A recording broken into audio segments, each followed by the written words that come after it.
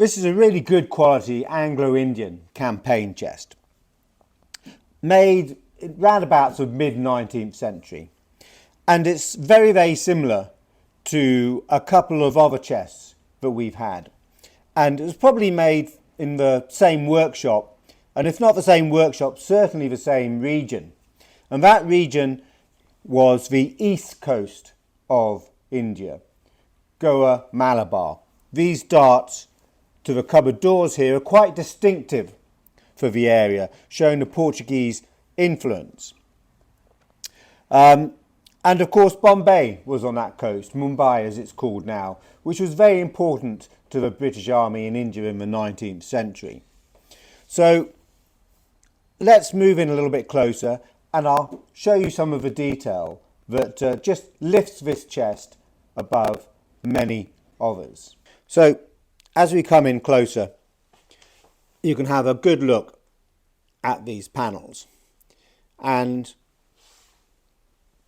if we look up here, you can see the pegged joints, which immediately tell us that it's Anglo Indian. You can also see some inlay here, just to echo the design in ebony. A good brass edging, which you wouldn't get to the cupboards of most Anglo Indian campaign chests. And if we come to this edge, we can just see here some ebony stringing inset. Again, just to add some detail.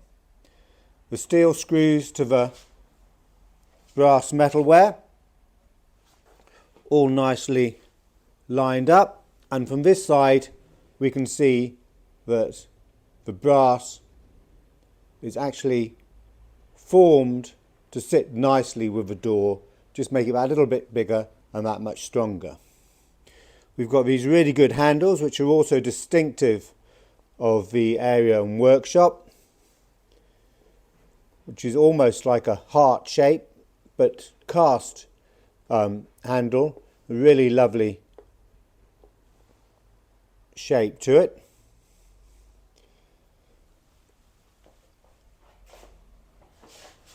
Quite distinctive escutcheons and keyholes. We've had to get these keys made for them because obviously it's got to work. The inside of the doors also panelled. They've fielded panels. They've gone to the trouble to make those.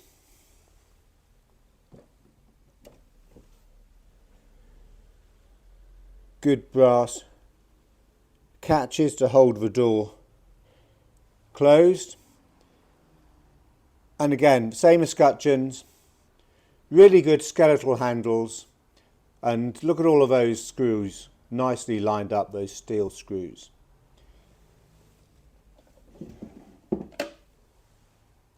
Again we can see this stringing edging put, and of course when this was first made the colour of it would have been much darker and it really would have stood out much more. Nicely cut dovetails, teak linings to the drawers.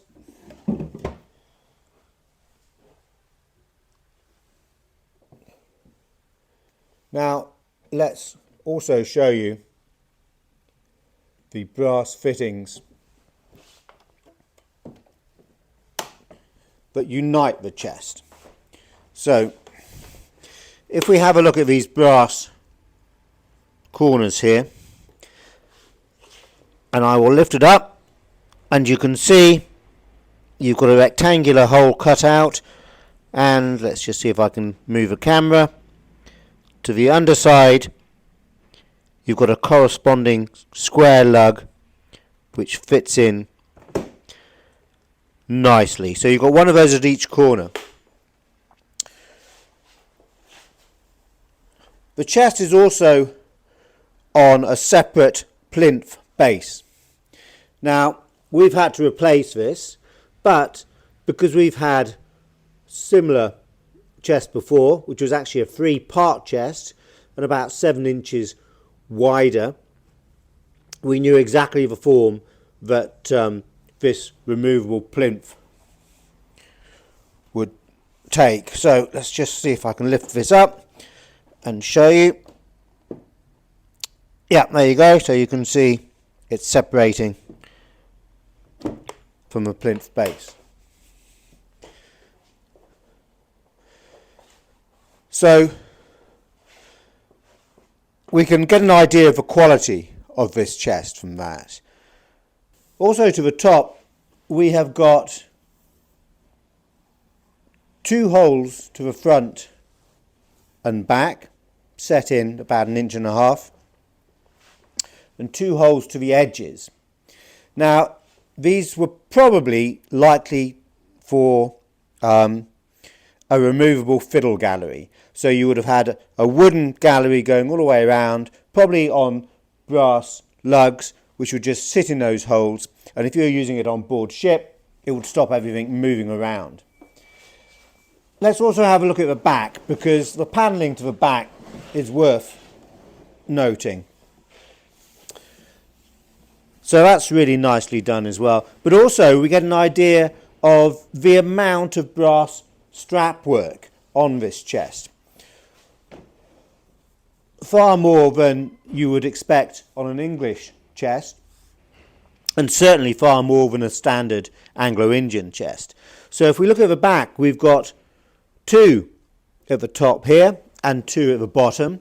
Now most English chests will either have 1 to the middle or none at all in that position. On the sides we've also got 2 again, and again with an English chest you'd expect either 1 to the back on the side or none at all.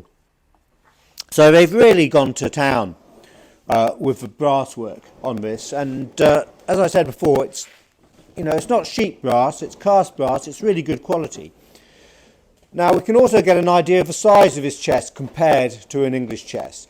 Now the chest behind is standard width, 39 inches for an English chest, and so you can see we're probably about 10 inches, 9 inches shorter in width, and probably about 4 or 5 inches less in height. But actually for an Anglo Indian chest, this is just a little bit bigger than most standard Anglo Indian chests. Most of them tend to be a little bit smaller in size than this. So what else do we know about the chest?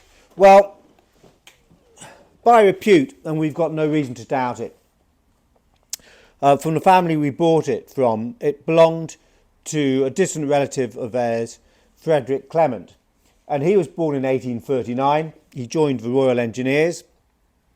He went out to the First Opium War in 1859.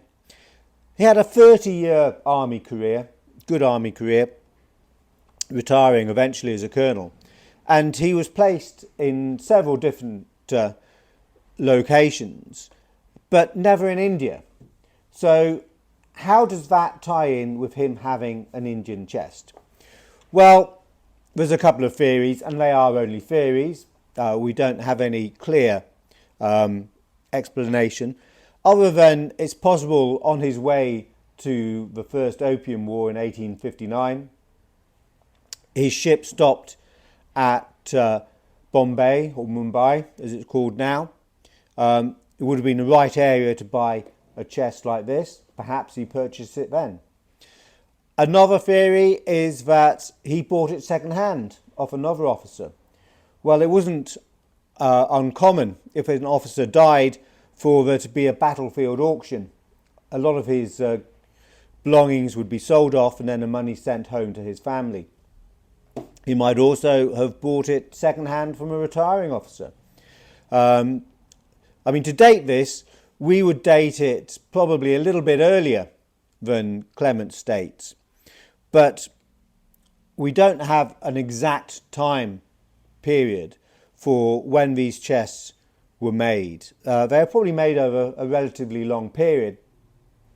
If the design is good, then why change it? And certainly you also see that with English campaign chests, where the same design is made for many, many years. So those are a few possibilities on it. But to sum it up, it's just a really good quality teak Anglo Indian chest. You know, really standout quality, beautifully made, and it's going to be dating from, well, probably the mid 19th century or thereabouts. Lovely piece of furniture, really, really nice, and glad to have it in the shop.